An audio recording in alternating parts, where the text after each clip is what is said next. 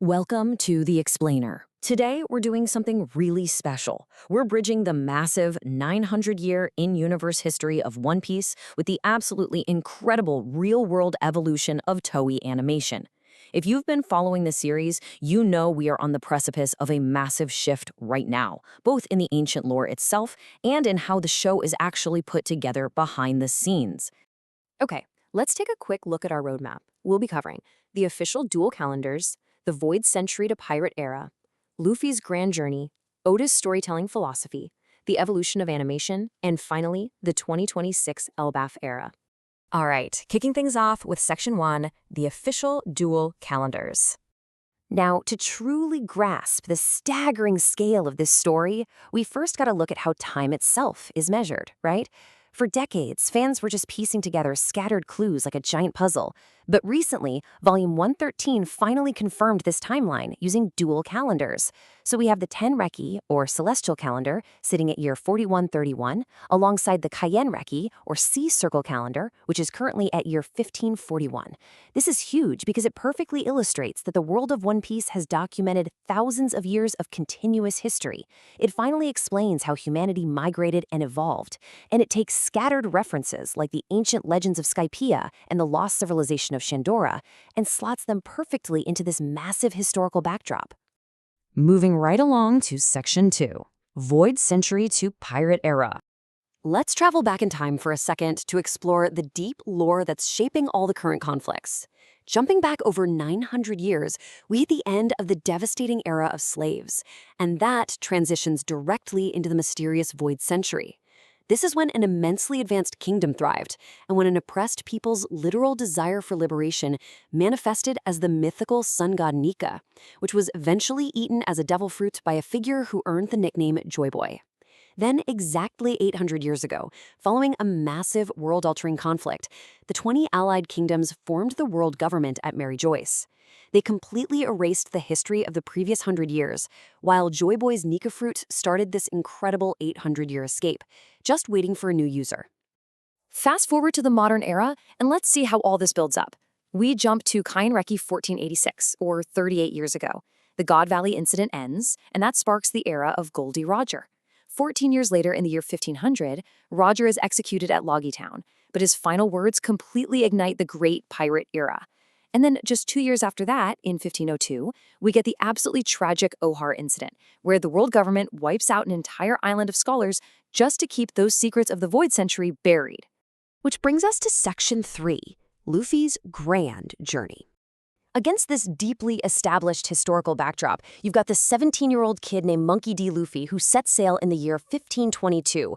Just notice how rapidly his journey escalates over such a incredibly short period of time.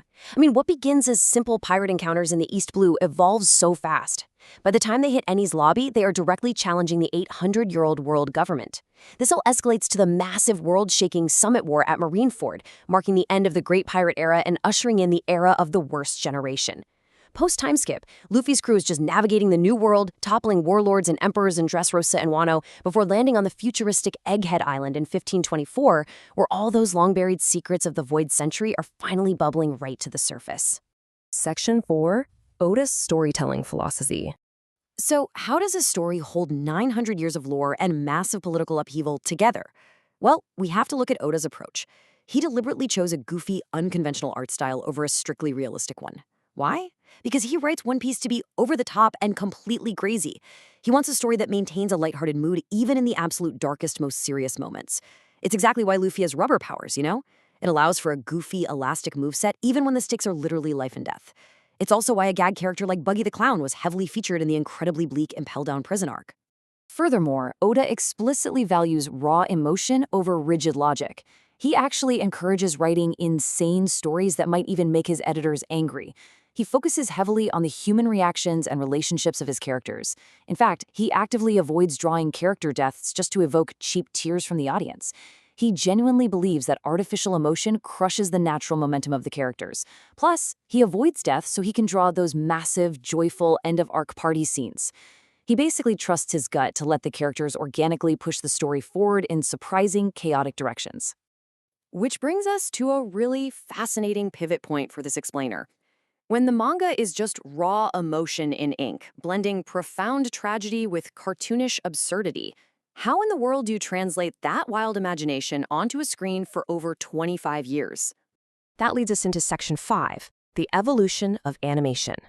Toei Animation has had to constantly evolve their techniques to keep up with the ever-escalating stakes of Oda's manga. Tracking Toei's eras visually is just incredible. Look at Step 1, the early days of East Blue through Alabasta. It was nostalgic, using thicker lines and plain shading. It looked like a comic strip in motion. A bit choppy, sure, but full of pure emotional simplicity. Then, Step 2 brought us Enies Lobby and Marineford. This was their first real cinematic peak. Toei invested heavily in dynamic fight choreography, intense lighting, and richer digital coloring to match the chaos of a literal war. And finally, Step 3, the modern Wano and Egghead arcs. Here, we see an absolute masterclass in harmonizing 2D and 3D animation. The motion is so fluid, the camera angles are dynamic, yet it still captures Oda's unpredictable, exaggerated tone perfectly. A massive part of this modern polish is something called layered color grading. Instead of the old flat color approach, Toei adopted this technique to give scenes incredible emotional depth. They combine this with smart lighting that dramatically changes the tone and 3D-supported environments that actually preserve the perspective during wild, fast-paced battles.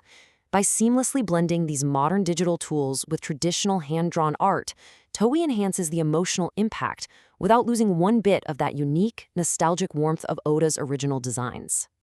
And finally, Section 6, the 2026 Elbaf Era. Now we arrive at the future. The sheer demands of delivering movie-quality animation for a story this complex have forced a historic restructuring. Just let this number sink in for a second. 26. Starting in April 2026 with the Elbaf arc, the maximum number of new annual episodes will drop from a weekly, year-round schedule down to exactly 26. These will be broken into 2 separate 13-episode parts, which are known in the industry as cores. And this budget figure really highlights the massive stakes involved, up to $200,000. That is the high-end estimated cost to produce a single modern episode of the series right now. Maintaining that breathtaking animation, the flawless 3D integration, and the intense fight choreography is just incredibly resource-intensive. So, what does this strategic restructuring actually mean for us as viewers? Well, it solves a ton of historical problems. By dropping down to 26 episodes, Toei can better align with the manga's pacing. Each core can now smoothly cover 4 to 5 volumes of source material without relying on slow, dragging filler. To prepare for this, the anime is going on a 3-month production hiatus from January through March of 2026. This break gives their artists some much-needed breathing room to consistently deliver the absolute highest quality animation possible. It allows them way more time to perfect that blend of nostalgic 2D warmth with modern 3D crispness, ensuring every single fight sequence and smart lighting choice for the Elbaf arc is a true cinematic masterpiece. It really is the dawn of a new era for the series, as Toei Animation drastically scales its artistry, completely revamps its pacing, and uses its massive budget to finally match Oda's boundless imagination. You have to ask, what incredible visual masterpieces await us in Elbaf and beyond? It honestly leaves us wondering just how far the boundaries of weekly animation can be pushed as we finally uncover the remaining mysteries of this 900-year epic. Thank you so much for joining me on this explainer, and keep exploring.